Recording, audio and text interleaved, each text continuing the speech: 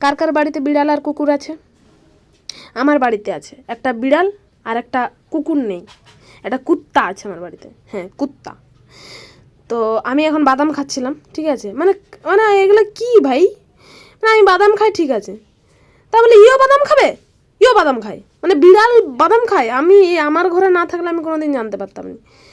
ভাই। যেখানেই রাখি বাদামও ঠিক খাবে, মানে একবার যদি মুখ চলতে দেখে, দেখো ওকে ডেকে দিলাম, ও খেয়ে নিল কিন্তু টপ টপ করে, হ্যাঁ, মানে আমি না অবাক হয়ে যাই যে এটা বিড়ালই তো না মানুষ, বিড়ালও বাদাম খাচ্ছে।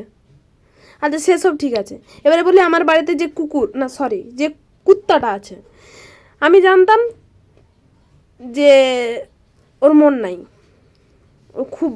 কিন্তু ভালো কুত্তা, আমি সেটা জানতে পারলাম, মানে সেটা আমি জানতাম নি, আমি তো অবাক যে আমার ঘরে একটা ভালো কুত্তা আছে। এবার কুত্তাকে আমি টেস্ট করার জন্য যে ও ভালো না মন্দ, ওর ভিতরে আরও মনুষ্যত্ব না সরি ও তো কুত্তা, মানে ওর ভিতরে আদৌ হচ্ছে মন আছে না নাই, আমি সেটা চেক করার জন্য আমি আধটা চকলেট খেয়ে, দাঁড়াও আমার ঘরে কুত্তাটাকে তোমার দেখাচ্ছি, ওকে দিলাম যে চকলেট খায় নাকি কুত্তাটা, তারপর দেখলাম না কুত্তাটা চকলেট খায়, আমি তো অবাক হয়ে গেলাম যে কুত্তাটাও চকলেট খায়। হ্যাঁ, তো আমি ভাবলাম ও একটু হ্যাংলা কুত্তা, কিন্তু নয়, ও খেয়ে আমাকে আবার ফেরত দিয়ে দিল, আমি তো অবাক ভাই, ওর ভিতরেও মন আছে।